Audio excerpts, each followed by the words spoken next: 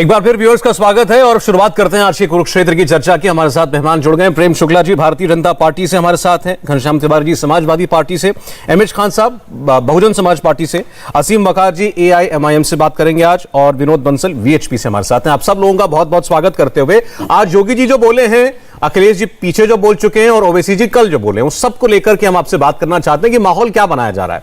मैं शुरुआत असीम वकार साहब आपसे करना चाहता हूं। ऐसा कम होता है कि योगी आदित्यनाथ खुलकर असदुद्दीन ओवैसी जी का नाम लेकर कोई टिप्पणी करें, लेकिन आज जब ओवैसी साहब ने शायद कल ये बात कही कि जैसे कृषि कानून वापस हुए हैं ऐसे ही सीएए वापस हो, और अगर सरकार एनपीआर एनआरसी लाएगी तो यूपी को शाहीन बाग बना देंगे। योगी आदित्यनाथ ने चेतावनी दी कि ऐसा करने की भूल मत कीजिएगा, नहीं तो सरकार बहुत सख्ती से निपटेगी। नहीं तो शाहीन बाग में क्या हुआ था पहले तो ये बताइए। शाहीन बाग में कोई ऐसा तो है नहीं कि बम बंदूक गोली चली थी। शाहीन बाग का जो आंदोलन था या जो सीए एनआरसी का आंदोलन था, जो किसान आंदोलन है, वो भारत के संविधान का प्रावधानिक तरीका है।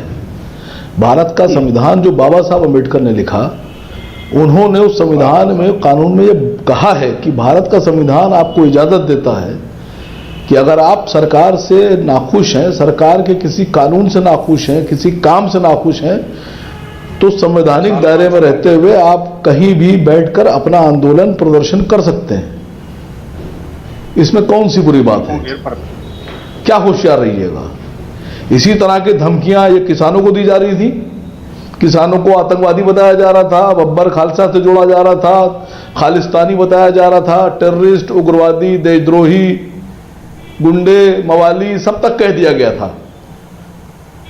और उसके बाद क्या अंजाम हुआ जी कि जिनको आतंकवादी कहा गया कि खालिस्तानी है, आतंकवादी है, उनकी बात प्रधानमंत्री को मानना पड़ी। क्यों मानना पड़ी? क्योंकि इस बात का डर लग गया कि अब चुनाव हार जाएंगे, अब बीजेपी खात्मे की कगार की तरफ बढ़ जाएगी, अब बेइज्जती हो जाएगी सरकार की। ये डर होना चाहिए। ये जो खौफ था किसानों के आंदोलन का, ये प्रजातांत्रिक जो तरीका था आंदोलन का, उसका जो डर था, ये दहशत, ये होना चाहिए सरकारों को। बिल्कुल सरकारों को ये दहशत होना चाहिए कि अवाम अगर खड़ा हो जाएगा तो क्या होगा। ये इस दहशत का डर का नतीजा था ये कानून वापस हुआ।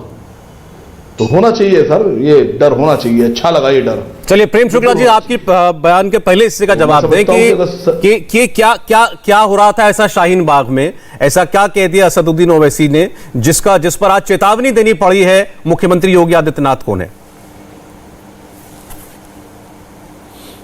देखिए, सीएए के खिलाफ आंदोलन के नाम पे, प्रदर्शन के नाम पर जो कुछ हुआ शाहीन बाग में, सर्वोच्च न्यायालय ने भी इस बात को रेखांकित किया कि आप सड़कों को जाम करके अराजकता नहीं फैला सकते। दिल्ली की विशेष अदालत जो दंगों के मामले की सुनवाई कर रही है, उसने ये माना कि शाहीन बाग के आंदोलन दिल्ली के दंगों की पूर्व पीठिका बने। जब आप जो है दंगे और अराजकता फैला, लोकतांत्रिक आंदोलन कोई करे, यह उसका अधिकार है। संविधान के दायरे के तहत आंदोलन, धरना, प्रदर्शन करना लोकतांत्रिक अधिकार है। लेकिन आप लोगों की सड़कें जाम कर दें, पथराव करें, आगजनी करें, दंगे भड़काएं, क्योंकि आदरणीय योगी आदित्यनाथ जी ने स्पष्ट कहा, अगर भावनाएं भड़काई गई, सांप्रदायिक ध्रुवीकरण किया गया, प्रदेश का माहौल बिगाड़ा गया, तो उत्तर प्रदेश के संवैधानिक दायित्व का प्रमुख होने के नाते, मुख्यमंत्री होने के नाते, ऐसे अराजक शक्तियों के खिलाफ कार्रवाई करने की चेतावनी देना, यह उनका संवैधानिक दायित्व है। इसको लेकर जो है अधिक चिंता करने की आवश्यकता क्या है? आप लोकतांत्रिक आंदोलन कीजिए, लेकिन अगर कोई दंगे करेगा, कोई सांप्रदायिक उन्माद फैलाएगा, कोई जो है अगर आगजनी करेगा, पथराव करेगा, बम बरसाएगा, ऐसे लोगों को बख्शा नहीं जाएगा। उनके खिलाफ सख्त से सख्त कार्रवाई। प्रेम शुक्ला जी आप कह रहे हैं कि ये ध्रुवीकरण करने की या भावनाएं भड़काने की कोशिश है। एक सेकंड, संकल्प योगी जी लेते हैं जी, तो डरने की क्या बात है? नहीं तो फिर ये योगी जी अपनी सभाओं में, आज की सभा में भी, ये चाचा जान, अब्बा जान वो क्यों कहते हैं और किसको कहते हैं? नहीं आ रही, प्रश्न क्या है? मेरी आवाज अब आ रही है आपको? नहीं, अब्बा जान कहने पे पीड़ा क्यों होती है? अब्बा जान गाली है क्या? चचा जान गाली है क्या? अब्बा जान और चचा जान कहने पे, अब्बा जान और चचा जान जैसे शब्द भारत की किस भाषा में अपशब्द हैं? कृपया बता दीजिए। घनश्याम तिवारी जी, ये चचा जान का इस्तेमाल वो पहले भी कर चुके हैं। अब्बा जान पहले भी कह चुके हैं, तब तक ओवैसी जी की ऐसी एंट्री नहीं हुई थी चुनाव में, तो तब लोगों ने सीधा मतलब निकाला था कि अखिलेश जी के लिए कह रहे हैं। आज उन्होंने दोनों को एक साथ एक ही वाक्य में लिया।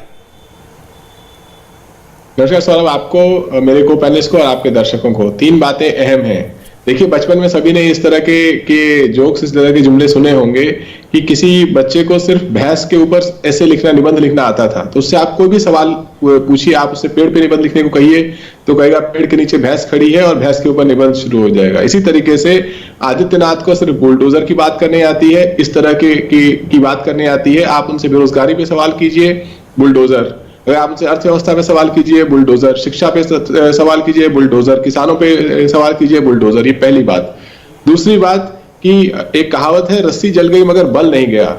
जिस सरकार को, जिसके अहंकार को अभी अभी किसानों ने इतना झुकाया कि आदित्यनाथ जी को कंधे नीचे झुककर प्रधानमंत्री जी की शरण में खड़े होना पड़ा और उसकी तस्वीरें साझा करनी पड़ी, जिसका मजाक उड़ाया गया सारे सोशल मीडिया पर, फिर भी रस्सी जल गई मगर बल नहीं गया। आज भी ये लोग नागरिक की ताकतों को नहीं पहचानते हैं। आज भी इनको लगता है कि किसानों के ऊपर प्रधानमंत्री ने एहसान किया है, ना कि किसानों ने संघर्ष किया है। आज भी इनको लगता है कि प्रधानमंत्री तपस्या कर रहे थे, ना कि किसान तपस्या कर रहे थे। तीसरी बात, जैसा कि अखिलेश यादव जी हमारे राष्ट्रीय अध्यक्ष, उन्होंने पूर्वांचल की विजय यात्रा में दिखाया कि जनता समाजवादी पार्टी के साथ जबरदस्त तरीके से खड़ी है और जो भी अपने अहंकार की चिलम में जनता का दमन करता रहा है, जनता उसे परास्त करने के लिए तैयार है। तो मुझे लगता है कि ये लोग उल जलूल की बातें करेंगे और कब तक करते रहेंगे, जब तक इनके आखिरी कुछ दिन बचे हैं। नहीं, सवाल लेकिन यह है कि अभी तक तो लोग ओवैसी जी को कहते थे कि वो बीजेपी के लिए काम कर रहे हैं, बीजेपी की बी टीम है। आज योगी आदित्यनाथ कह रहे हैं कि वो आपकी बी टीम है, क्योंकि अखिलेश यादव जी जिन्ना जिन्ना की बात करते हैं और ये सीए की बात कर रहे हैं। उत्तर प्रदेश में 2 नेता अक्सर चर्चा में रहते हैं एक जैसी वेशभूषा में, एक साक्षी महाराज, एक आदित्यनाथ, और दोनों के बयान देख लीजिए। कृषि बिल को लेकर के साक्षी महाराज ने कहा कि फिर से आ जाएगा। दूसरा, ओवैसी जी को लेकर साक्षी महाराज ने कहा कि भारतीय जनता पार्टी के साथ हैं। तो साक्षी महाराज और आदित्यनाथ की क्या जुगलबंदी है? इनमें से कौन भारतीय जनता पार्टी की आवाज है, कौन नहीं है? तो भारतीय जनता पार्टी के प्रवक्ता बता सकते हैं।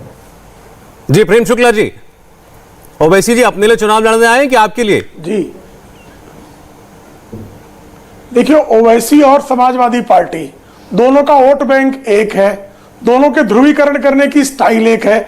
दोनों सीए पर एक बात करते हैं, अनुच्छेद 370 पर एक बात करते हैं, ट्रिपल तलाक पर एक बात करते हैं, भारत की जो है आंतरिक नीतियों पर एक बात करते हैं, आतंकवादियों के समर्थन में दोनों एक ही तरह से जो है बीन बजाने के लिए तैयार होते हैं। तो कृपा करके बताइए, बी टीम किसकी हुए वो?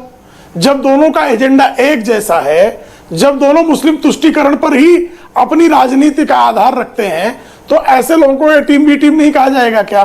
तो किसे कहा जाएगा? दूसरी बात, जो घनश्याम तिवारी ने बहुत आपत्तिजनक बात की कि अहंकार का चिलम, अहंकार की कोकीन छानकर जो लोग लंदन जाकर बैठ जाते हैं जब कोरोना काल आता है, उनका भी जरा ख्याल कर लो। जो लोग जो है अपने चचा को जो है गच्चा दे जाते हैं और अपने बाप के साथ दगा कर जाते हैं, ऐसे लोगों के बारे में भी जरा चिंता कर लो कि अपने बाप के सामने से माइक छीन लेना, अपने बाप का पोस्टर में से फोटो काट देना, इतने बड़े हराम के जो है क्या सीमा होनी चाहिए? वो सारी सीमाएं, वो सारी मर्यादाएं जो लोग लांघ चुके हैं, वो एक संत के बारे में, गोरक्ष पीठाधीश्वर के बारे में जिस तरह की अवमानना सूचक बातें करते हैं, ये उनके असंस्कारी होने का अपने आप में प्रमाण पत्र है। खान साहब, मैं आपके पास आ रहा था, लेकिन चूंकि इन्होंने प्रेम शुक्ला जी ने नाम लेकर के व्यक्तिगत टिप्पणी की है, मैं चाह रहा हूं घनश्याम जी एक बार इस पर जवाब दे दें, फिर मैं आपके पास आता हूं। घनश्याम तिवारी जी, देखिए, जिनको जनता समझती है कि वो अहंकार का चिलम लेके फूंकते रहते हैं, उनको जनता के सामने जाके अपना जवाब देना है। ये जो अभी प्रेम शुक्ला जी कह रहे थे, ये वही भैंस के ऊपर निबंध वाली बात है कि भैंस के आगे भी, लेकिन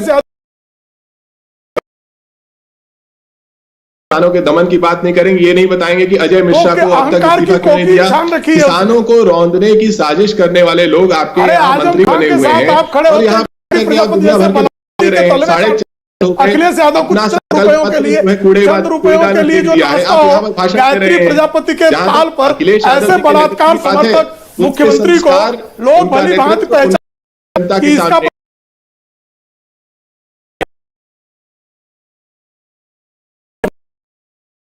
खान साहब जी, प्रेम शुक्ला जी आगे आपकी बात। एमएच खान साहब, ऐसा कम देखने में आता है कोई भी चुनाव। ओवैसी जी यूपी में पहली बार 100 सीटों पर एक बड़ा चुनाव लड़ने जा रहे हैं। आप उनकी ताकत कितनी है, उनको क्या हासिल होता है, कितना वोट मिलता है, ये सब तो इस वक्त कोई प्रेडिक्ट कर नहीं सकता इस बात को, लेकिन उनकी चर्चा हर कोई कर रहा है। अब मुख्यमंत्री ओवैसी जी का नाम लेकर के कहें कि ये यहां भड़काने आए हैं, ये समाजवादी पार्टी के एजेंट हैं, ओवैसी करें, ये कोशिश हो क्या रही है ओवैसी जी के जरिए? जी मेरी आवाज आ रही है? आप जी हाँ, बिल्कुल आ रही है। देखिए, बहुत ये चुनाव जैसे ही आ जाए स्क्रिप्ट लिख दो, एक एक एक एक पन्ना जो है बीजेपी पर बताऊं दे दो, एक वैसे आपको दे दो। दोनों लोग खेल खेलते रहे, हिंदू मुसलमान करते रहे, जो में काम नहीं हुआ है उस पर पर्दा डाल, सीधा सीधा खेल। और समाजवादी पार्टी जिन्ना का नाम इसलिए उठाती है मुजफ्फरनगर का दंगा बीच में आ जाए कि 50,000 मुसलमान टेंटों में रहे थे, और जिस वक्त ये दंगा हो रहा था उस वक्त समाजवादी पार्टी के नेता जो है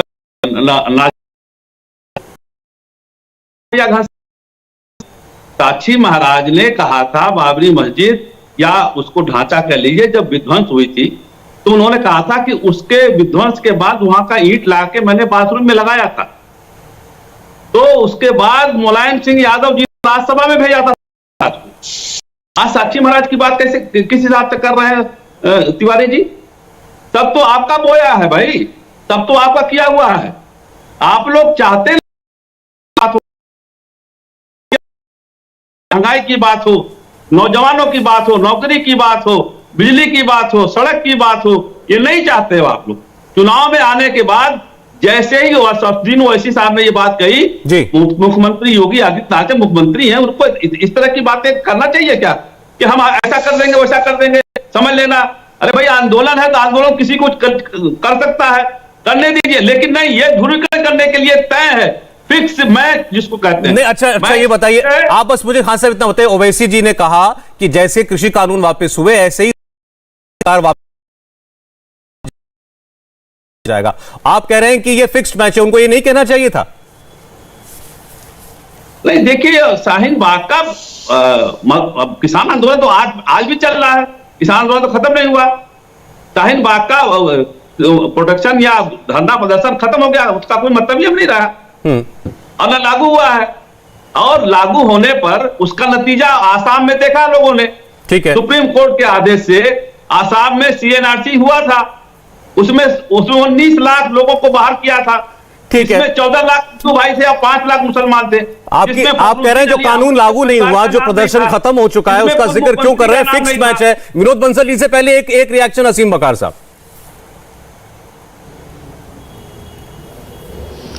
नहीं देखिए, हम लोग को कोई कुछ कह रहा है, कोई सच्चाई ये है कि मजलिस इत्तेहादुल मुस्लिमीन असद ओवैसी साहब, आसिम वकार साहब जो बात करते हैं, हम लोग जनता के एजेंट हैं, हम लोग दलितों के एजेंट हैं, हम लोग उनके एजेंट हैं जो महंगा पेट्रोल नहीं भरा सकते, हम उनके एजेंट हैं जो अपने बच्चों की फीस नहीं भर सकते, हम देश के उन लोगों की एजेंट हैं जिनकी कोई नहीं सुन रहा है, जिनकी कोई आवाज नहीं सुन रहा है, हम उनके एजेंट हैं। आप कहिए जो दिल चाहे कहिए, लेकिन सच्चाई यह है कि आप हमसे डर गए। और इस वक्त मेन अगर कोई विपक्ष का रोल अदा कर रहा है तो वो असद साहब है। किसी की बात होती है, असद साहब उसके लिए खड़े हो रहे हैं। जो लोग अपनी पार्टी के नेता आजम खां के लिए ना खड़े हो पाए, उनकी क्या सुनिएगा? आप वो किसको एजेंट बता रहे हैं? अब बीएसपी वाले बैठे हैं, इन्होंने कहा नागपुर में स्कीम लिखी जाती है और ओवैसी को पकड़ा देते हैं और योगी जी को पकड़ा देते हैं। और उसके बाद में बोलती हैं मायावती, कहती हैं कि हमने पूरा वोट अपना ट्रांसफर बीजेपी को कर दिया क्योंकि मुसलमान ना जीतने पाए, कट्टरपंथी था। 3 बार बीजेपी से सरकार बनाएंगी, ये बीजेपी की बहन बनेंगी, ये बीजेपी को राखी बांधेंगी, ये गलत बयानी कर रहा है, मुसलमान को जिताने ना पाए, जीतने ना पाए, बीजेपी को ट्रांसफर करेंगी वोट अपना, ये सुनिएगा।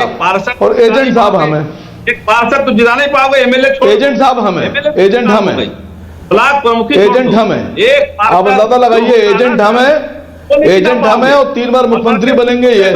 नहीं, वो ये कह रहे हैं कि आपने कहा असल विपक्ष की भूमिका में ओवैसी साहब हैं। नहीं, असीम मकार, एमएच खान साहब कह रहे हैं ब्लॉक प्रमुख का चुनाव तो जीतिए पहले। वो कह रहे हैं ब्लॉक प्रमुख का चुनाव जीतिए, पार्षद जिताइए पहले। हम कह रहे हैं किसने गिराया था? असदुद्दीन ओवैसी ने गिराया था क्या? अरे सर, हम ये कह रहे हैं कि हम चुनाव जीते ना जीते, भारतीय जनता पार्टी की सरकार को अब ये लग गई मिर्चें। मायावती ने गिराया था। क्या बात कर रहे हैं? हम तो हमारी पार्टी अब बड़ी मजेदार बात, अब देखिए हम हंस रहे हैं, अब देखिए चुर क्या मजेदार बातें आ रही हैं।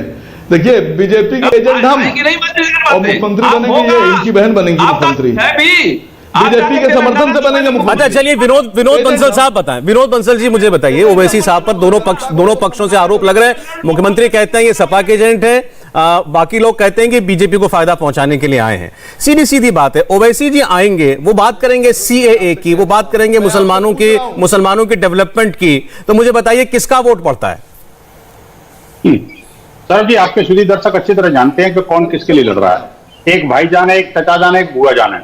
ये तीनों की तरह जान है, लेकिन जान रहित जनता की कोई चिंता नहीं है। आप देखिए जो जनता की जान लेने को ये तीनों की तरह उतारू हैं। आप देखिएगा ना ये इनके रहते हुए मंदिर बन सकता, न इनके रहते हुए कोई संत परिक्रमा कर सकता, न इनके रहते हुए कोई कुंभ का सफल आयोजन हो सकता, और न इनके रहते हुए आप देखिए ये जिहादी गुर्गों को तो पालते हैं, लेकिन हिंदू अपनी आस्था का पालन नहीं कर सकता। धर्मांतरण का नंगा नाच ये करते हैं। आप देखिए कि ये तीनों की तीनों एक हमाम में सब सारे के सारे एक जैसे हैं। आप देखिए चचा जानो, भाई जानो, बुआ जानो, ये सारे के सारे एक ही धड़े के चट्टे बट्टे हैं, और हिंदू समाज अच्छी तरह जानता है। एक पार्टी का नाम मुसलमान है और दूसरी पार्टी कहती है मेरा नेता टीपू है, और तीसरी बहन जी कहती है मैं तो दलितों के मसीहा हूं। जिसने आज तक दलितों के घर जाकर के उनका हालचाल नहीं पूछा, जिसने आज तक दलितों को एक नया पैसा खर्च नहीं किया, अपनी मूर्तियां तो बनवाई, अपने बहुत सारे म्यूजियम तो बनवाए, लेकिन दलितों के नाम पर वो कोई विकास नहीं हुआ।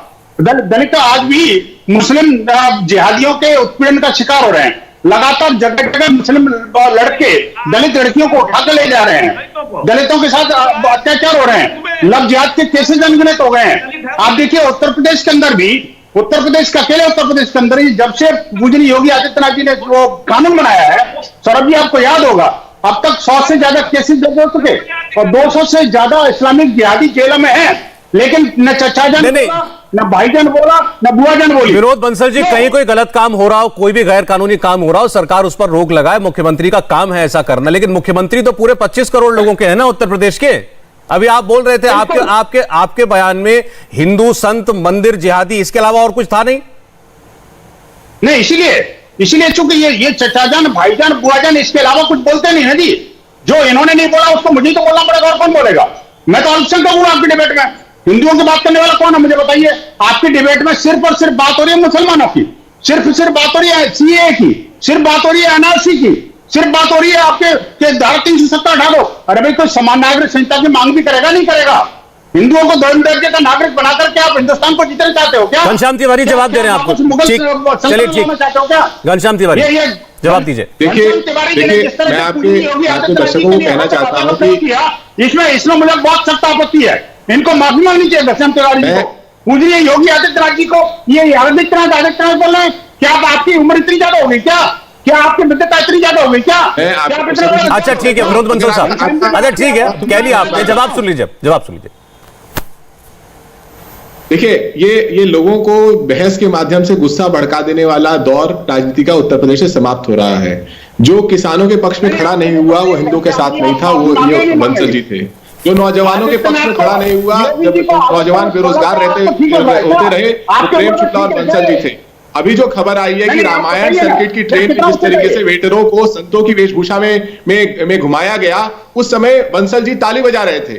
ये लोग सिर्फ ताली और थाली बजाने वाले लोग हैं। भारतीय जनता पार्टी के सरकार में थाली बजाते हैं, आम आदमी को भड़काते हैं, और उससे अपने जब चंदा का घोटाला होता है तो मुंह छुपा के। अच्छा चलिए घनश्याम तिवारी जी, ठीक है, इन्होंने आपने वो ट्रेन का जिक्र किया, वो वेटरों की ड्रेस बदल दी गई है, लेकिन आप कह रहे हैं कि आप कह रहे हैं ये धर्म की राजनीति करते हैं। मुझे बताइए, यूपी के चुनाव में अखिलेश यादव जी को क्यों याद आई थी जिन्ना की? एक वजह बता दीजिए। क्या परिप्रेक्ष्य था उनका, क्या जरूरत थी वो कहने की? देखिए इतनी बड़ी विजय यात्रा हुई जिसमें अखिलेश यादव जी ने हर जगह जनता से बात की। उस बात का बुनियाद क्या था? उसके बाद भारतीय जनता पार्टी के जितने प्रमुख नेता आए, चाहे वो जेपी नड्डा आए हों, चाहे वो अमित शाह आए हों, चाहे आदित्यनाथ स्वयं हो, उनकी रैलियों में एजेंडा क्या है? जैसा मैंने शुरू में कहा कि इनकी निबंध में केवल भैंस पर एस्से है। ये आपके रोजगार में बात नहीं करेंगे, आपको हर उस पुरानी बात पर ठीक है, मैंने आप एक हाई मॉरल ग्राउंड ले रहे हैं, मैंने इसलिए आपसे सवाल पूछा, आप उसका जवाब दे दीजिए। जिन्ना का नाम लेने का एक औचित्य बता दीजिए मुझे, क्यों उनके मुंह से जिन्ना शब्द निकला था?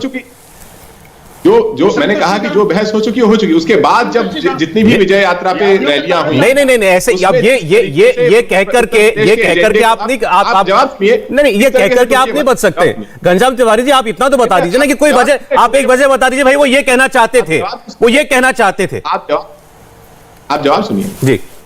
मैंने स्पष्ट कहा कि जितनी भी अखिलेश यादव जी की जितनी भी रैलियां हुई हैं, उन्होंने सार्वजनिक तौर पर जनता से भी बात की है और तमाम प्रेस कॉन्फ्रेंसेस में पत्रकारों से भी बात की है और हर बात का साफ साफ जवाब रखा है। उत्तर प्रदेश का एजेंडा सामने रखा है।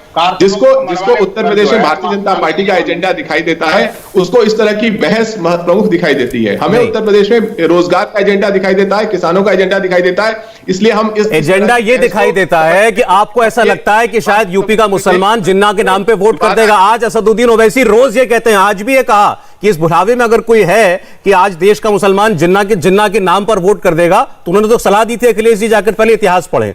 लेकिन आपने अभी विनोद बंसल जी ने कहा हम हिंदुओं की बात करेंगे, आप पर इल्जाम है आप मुसलमानों की बात करते हैं। इनके लिए कहते हैं असीम वकार जी के लिए, इनकी तो पार्टी में ही मुसलमान है, नाम शब्द जुड़ा हुआ है।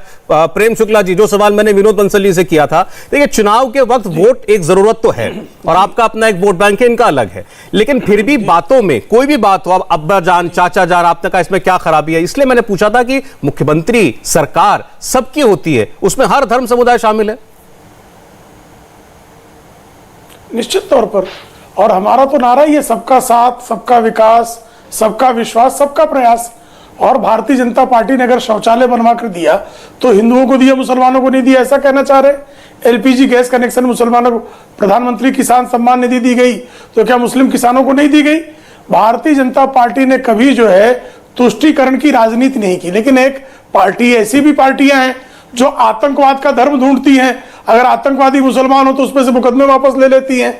ये लोगों ने देखा है कि मुहर्रम के जुलूस निकलेंगे, दुर्गा विसर्जन के जुलूस प्रतिबंधित कर दिए जाएंगे, मुजफ्फरनगर में दंगे होंगे, मुस्लिमों को मुआवजा मिलेगा और सर्वोच्च न्यायालय को फटकार लगानी पड़ेगी कि हिंदुओं को मुआवजा क्यों नहीं दिया। तो ये सारी चीजें लोगों ने भलीभांति देखी हुई है। तो उत्तर प्रदेश की जनता मुस्लिम सांप्रदायिक शक्तियों को बढ़ावा देकर किस तरह से जिन्नावाद के नाम पर वोट बटोरने का प्रयास होता है। अभी ये कह रहे थे बेरोजगारी पर बात करने के लिए, आइए हम बात करने को तैयार हैं। बेरोजगारी 17.5% की दर से सीएमआई के आंकड़ों में 2017 के पहले थी, आज 4.5% है। हमने पर कैपिटा इनकम 4.5 वर्षों में डबल कर दिया। आपने कितना किया था जरा 2012 से 17 का बता दीजिए। हमने जीडीपी डबल कर दी। 2012 से 17 में आपने जीडीपी में कितने प्रतिशत वृद्धि की जरा बता दीजिए। हमने पूर्वांचल एक्सप्रेस का जो है शिलान्यास भी किया, उद्घाटन भी किया। सपा और बसपा के कार्यकाल में 2003 से 2017 में कुल मिला के 467 किलोमीटर ये कहते हैं कि वो तो एक्सप्रेस वे बनी। इन्होंने कहा कि पूर्वांचल एक्सप्रेस वे का ये पहला एक्सप्रेस वे जिसका 2-2 बार जिसका शिलान्यास 2-2 बार हुआ। ये उनका प्रेम शुक्ला जी कहते हैं कि एक प्रोजेक्ट का 2-2 बार शिलान्यास करती है आपकी सरकार। अखिलेश के भ्रष्टाचार नहीं, बहुत अच्छा प्रश्न है आपका, उत्तर सुन लीजिए। सबसे भयंकर भ्रष्टाचार अखिलेश सिंह यादव की पूर्वांचल एक्सप्रेसवे में, जबकि नियम है कि जब 90% जगह का एक्विजिशन हो जाए उसके बाद किसी का टेंडर इश्यू होता है नेशनल हाईवेज का। सिर्फ 25% जो है लैंड एक्विजिशन के बाद आपने टेंडर इश्यू कर दिया। तो सीधी बात है, अखिलेश सिंह आकंठ भ्रष्टाचार में डूबे हुए। तो लखनऊ मेट्रो चालू नहीं हुई थी, उद्घाटन कर दिया था। और आगरा एक्सप्रेसवे का काम सिर्फ 80% हुआ था। कोई पेट्रोल पंप नहीं था, कोई टॉयलेट ब्लॉक्स नहीं थे, सर्विस रोड नहीं बना था, और एक गाड़ी तो एक डिच में 20 फीट नीचे चली गई, ऐसी आपने सड़क बनाई थी। तो आपको भली भांति लोग जानते हैं कि अखिलेश सिंह यादव के कार्यकाल में बलात्कारी गायत्री प्रजापति के अलावा मैं एक- ठीक है, और ठीक है, अच्छा, ठीक है। अतिक्रमण करने वाले, ठीक है। बकरियों तक चुराने वाले आजम खान के अलावा और मैं घनश्याम तिवारी की सारी बातें आपके लिए कह रहे हैं, मैं जानता हूं, लेकिन एक मिनट, असीम मकार इसमें कुछ कह रहे हैं, आप डिटेल में जवाब दीजिएगा। असीम मकार, बहुत संक्षिप्त आप आराम से जवाब दीजिएगा, सारी बातें आपके लिए कही हैं। असीम मकार कुछ कह रहे हैं, फिर मैं आता हूं, बोलिए। टूटियों पर भी बोल देना, टूटियों पर भी, टूटी चोरों। नहीं सर, सच्चाई यह है कि जिस मुद्दों पर चुनाव होना चाहिए उन मुद्दों पर चुनाव से भाग रही है बीजेपी। और अभी आप बता रहे हैं आगरा उसकी पूर्वांचल एक्सप्रेसवे की, जो लखनऊ में मेट्रो है उसका भी 2 बार उद्घाटन हुआ, इसके बारे में पूछ लीजिए इनसे। और प्रेम शुक्ला जी पास पूरी लिस्ट है भ्रष्टाचार की, सबकी। अभी हम लोग बोलेंगे तो हम पाकिस्तान के एजेंट हो जाएंगे, आईएसआई के एजेंट हो जाएंगे। हाँ, हमारे पर भी आरोप लगा दिया जाता है। अभी भ्रष्टाचार की पूरी लिस्ट लेके बैठे हैं, किसने कितना कमाया, कितना खाया, कितना भ्रष्टाचार किया। इनसे पूछिए, जब लिस्ट लेके बैठे हैं तो जेल क्यों नहीं भेजा आज तक? खाली मुंह से भ्रष्टाचार किया और मुंह से आरोप लगाएंगे आप। किसी पे कार्रवाई क्यों नहीं किया आपने? जवाब लीजिए जरा था, पूछिए इनसे। 5 साल गुजर गए पूरा, क्यों नहीं कार्रवाई हो रही है? पूछिए इनसे। प्रेम शुक्ला जी, अभी पूछिए तो रिवर फ्रंट भी याद आ जाएगा। इनसे पूछे कार्रवाई क्यों नहीं हो जानकारी रही नहीं है। अनभिज्ञता क्या हिस्सा मिल रहा है क्या उसमें आपको? गोमती रिवर फ्रंट में जो क्या है हिस्सा मिल रहा है? बाकायदा पीडब्ल्यूडी का जो इंजीनियर है वो जेल में है, और वो किस जाति का है ये भली भांति लोग जानते हैं। एक जाति विशेष के लोगों को खुल्लम खुल्ला भ्रष्टाचार करने के लिए छोड़ दिया गया था। आपको ध्यान होगा कि किस तरह से पीसीएस रिक्रूटमेंट्स में एक जाति विशेष के लोग ही पास हो गए थे, और किस तरह से हाईकोर्ट के निर्देश पर जो है उन सब पर कार्रवाई हुई। तो भ्रष्ट लोगों के विरुद्ध कार्रवाइयां हुई हैं। चूंकि असीम वकार को ऐसी चीजों में रुचि नहीं है, इसलिए उनको ज्ञान नहीं है। चलिए, अब घनश्याम तिवारी जी के लिए आपने बहुत कुछ कहा था, क्या था फिर खान साहब? इसका मतलब जिन पे कार्रवाई नहीं तीन हुई बातें है, संक्षिप्त में कहूंगा। जिन पहली पे कार्रवाई बात, नहीं हुई है, इसका मतलब वो भ्रष्टाचार में नहीं है। तो वो कह रहे हैं कार्रवाई हो रही है। पहली चलिए ठीक, घनश्याम तिवारी। तीन बातें हाँ, संक्षिप्त हो में रही कहूंगा। है। पहली बात तो प्रेम शुक्ला जी किसी पे कार्रवाई नहीं कर ने रहे। दर्शकों को बताया कि आपकी आय दुगुनी हो गई है। मैं प्रेम शुक्ला जी की तरफ से और अपनी तरफ से कहता हूं कि अगर आपकी आय भारतीय जनता पार्टी के शासन में दुगुनी हुई है तो बिल्कुल आप भारतीय जनता पार्टी को वोट दीजिए। लेकिन अगर आपकी आय कम हुई है, दुगुनी नहीं हुई है, तो इनको निकाल बाहर कीजिए। दूसरा, इन्होंने कहा कि सबको रोजगार मिला है। इनके अलग अलग प्रवक्ता कहते हैं 1 करोड़ 1.5 करोड़। आपके आस पड़ोस में किसी भी युवा को भारतीय जनता पार्टी की सरकार ने रोजगार दिया हो, आप इनको वोट कीजिए। लेकिन अगर नहीं दिया है तो इस तरह का झूठ 4 लाख मनगढ़ंत लोगों को बात करने सरकारी वालों को नौकरी निकाल मिली है खदेड़ जनाब। बाहर कीजिए।